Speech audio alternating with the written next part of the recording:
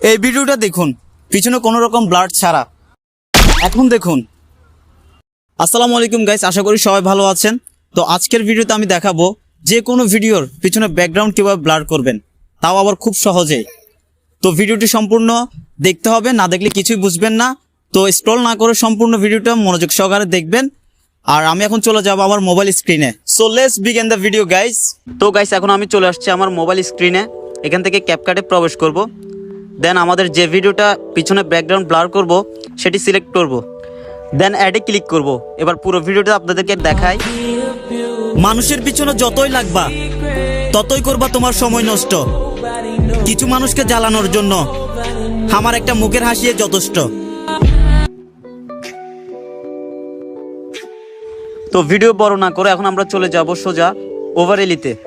দেন ওভারএলিতে click করার পর যে ভিডিওটা আমরা পিছনে ব্যাকগ্রাউন্ড ব্লার করব, যেটা এখন ইনস্ট্যান্ট আমার ক্যাপকাট প্রজেক্টে আছে, সেটা আবার সিলেক্ট করব। সিলেক্ট করার পরে সমানভাবে কোনো দিকে যেহেতু ব্যতিক্রম না হয় সমানভাবে আমরা অ্যাড করে দেব। তারপর একটা নিচে অপশন দেখবেন কাট আউট, এই কাট আউটে ক্লিক করবেন। ক্লিক করার পর দেখবেন রিমুভ ব্যাকগ্রাউন্ড। এখন দেখতে পারবেন একদম ব্যাকগ্রাউন্ডটা রিমুভ হয়ে যাবে। একটু প্রসেসিং হচ্ছে, একটু সময় হবে কিছুক্ষণ। তো আমরা ওয়েট করব। আপনারা পুরো প্রসেসটা সুন্দর মতো মনোযোগ সহকারে দেখেন, না হলে কিছুই বুঝতে পারবেন না। তো প্রসেসিং হওয়ার পরে এখন আমাদের দরকার হবে একটা ইফেক্টের, যে ইফেক্টটা আপনারা সবাই হয়তো চিনেন, হ্যালো ব্লার। তো আমরা এখন চলে যাব ইফেক্ট রুমে। তো সেখানে অনেক রকমের ইফেক্ট আছে, বাট আপনি যেহেতু ব্যাকগ্রাউন্ড ব্লার করবেন তো আপনার অবশ্যই হ্যালো ব্লার অপশনটা ইউজ করতে হবে।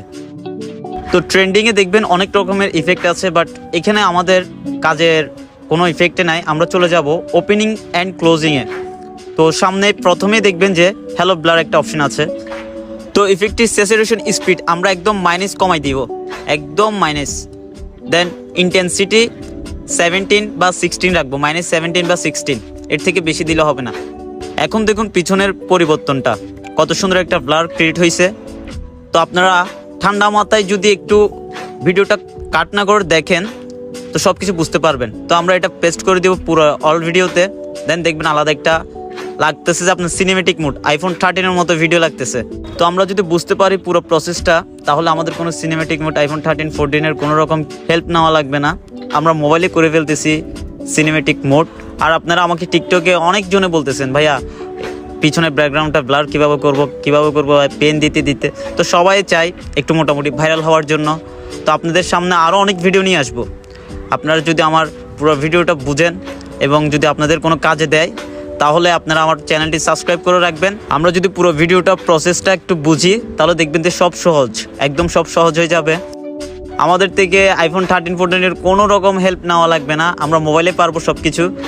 আর কিছুদিন পরে আমি ভয়েস এডিটিং ভিডিও, তারপরে আপনার কালার গ্রেডিং, তারপরে আরও অনেক রকম যত রকমের এডিটিং আছে আমি আপনাদের সামনে তুলে ধরবো। তো আপনারা আমার চ্যানেলটি সাবস্ক্রাইব করে দিবেন আর পাশে থাকা বেল আইকনটি প্রেস করে দিবেন, যাতে আমার ভিডিও নতুন কোনো ভিডিও আসলে মাত্র আপনারা পেয়ে যান। সো গাইস, আপনারা সবাই ভালো থাকবেন। আজকে এতটুকুই। আসসালামু আলাইকুম।